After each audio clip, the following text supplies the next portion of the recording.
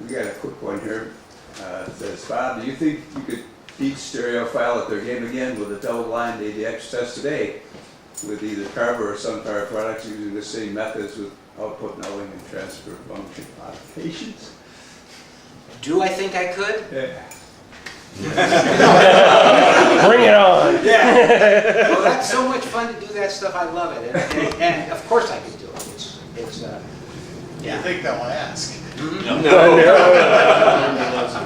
When's the last time you actually spoke to them?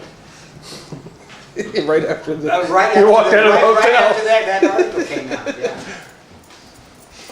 Yeah. I mean, the guy who wrote it, Gordon Holt, was. I mean, he was a gem. He was just a gem. Told the truth. Told it the way it was. He didn't have any politics in his mind. He just told it the way it was. And then what happened is he was the founder of the magazine, but he sold it to a guy named Larry Archibald. Larry Archibald hired a guy from England to be the editor. The guy from England just arrived as this was unfolding. Now, in England they have tabloids, and they have this thing they call yellow journalism. We don't have yellow journalism by comparison. They just, in England, those tabloids say anything they want to say. And so he was of that mindset. So he, after after Gordon Holt, told it the way it was, he tried his darndest to undo it. And because he thought it would be bad for business, for this magazine business. As you can advertising from the other end. Yeah. And because it angered some of the other amplifier companies. But it's not that important, and it angered them only very briefly, and it blew over. Except, I am surprised that that article has been reprinted again and again in 24 languages throughout the world, and still has staying power. It still pops up today. So it was apparently an important article. David and Goliath. It's an important article, more beyond what I thought at the time. So, hope that answered the question. I don't know if I did. Thank you. Did you really drink as much Diet Coke during that challenge as they claim you did? Yeah, I did. I'm afraid. I've cut back now. I'm down to 10 Cokes a day. I got to pee. All right. Hey, this may or may not be a good question, but I think it will be. Please explain in detail your theories on U.S. and China outsourcing. As part of the first question, please also explain your view on the concept of wealth and how it pertains to Americans in China, please. Okay, that's a great question.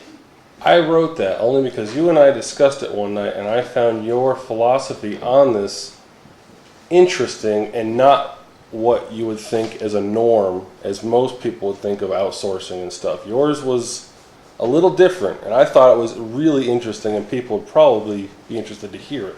That's why I wrote it. So, okay. If you don't mind, I know it's. I'm happy to launch into it. It doesn't have very much. My philosophy doesn't have very much to do with audio, but we can hook around. Let me say this: human beings like money. We all like money, and we like salt, and fat, and sex, and sugar, and we just do it. We love money, and wealth is measured in part by having money. This is my philosophy. In part by having money, and wealth is also measured by free time. And they're sort of interchangeable. They really are. You can interchange one for the other, and you can stay rich. Now, let's pretend, in my case, I have this factory, and I come to work every morning, and there are 200 people there. I come in late. So there are 200 people there, and they're building amplifiers. And we work really hard, and then I work very hard, and I just go into my lab, I design a new amp, and they're working hard building amplifiers, and I'm trying to get them to work right. And at the end of the day, we have a pile of amplifiers, and we send them out to customers, and we get paid for them.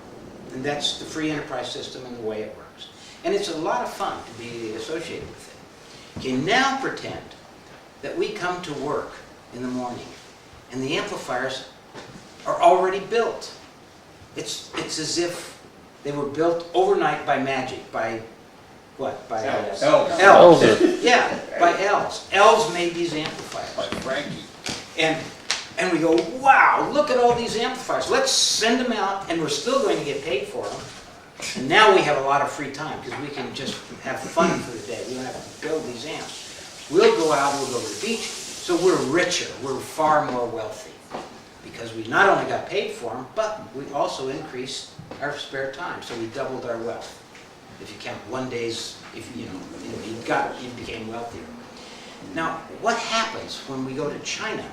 That actually happens, not quite, but in the United States, the factory labor rate's about $15, $16 per hour. But in China, it's only 23 cents an hour. So the amplifiers show up on the floor, and they're almost free. They're almost free, not quite 23 cents versus $18. And so we have a lot more spare time. So we're far more wealthy. And that is why the free enterprise system works so well.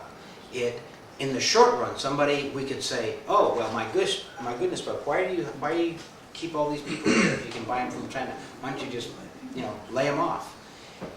And what actually happens over all of our country, those people get laid off, not by me, because I like to build amps. I always build amps. It's in my blood. And we're glad. Yeah, I just love it so much. So even though I could buy them from China and have them cheaper, I like to build them myself.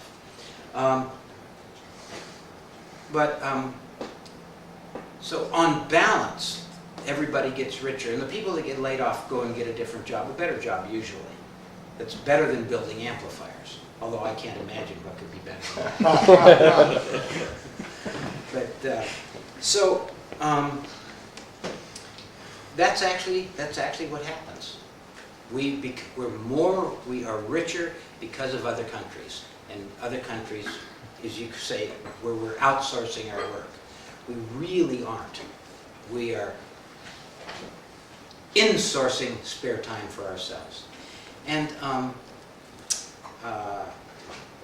it's true for a short time period, for somebody who loses their job because of that. That's a bummer. That's really bad. But for everybody overall, it actually is better. And that's why our standard of living is highest in the world. And it's somebody else's turn now. We've had the highest standard of living for a long time. China's working their tails off. It's their turn, maybe.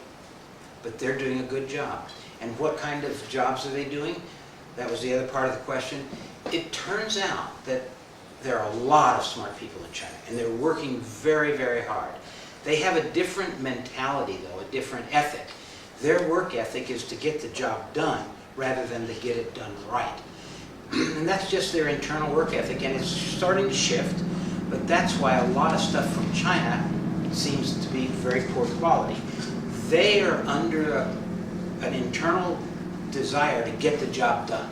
That's the ethical, the right thing to do, not so much to get it done right. So we suffer because of that, and we will for a while. But I promise you, it'll gradually change. There'll be dynamic market forces that'll force it to change. So they still don't know how to wind up with transformers, though. Not at all. But they will in the next several years.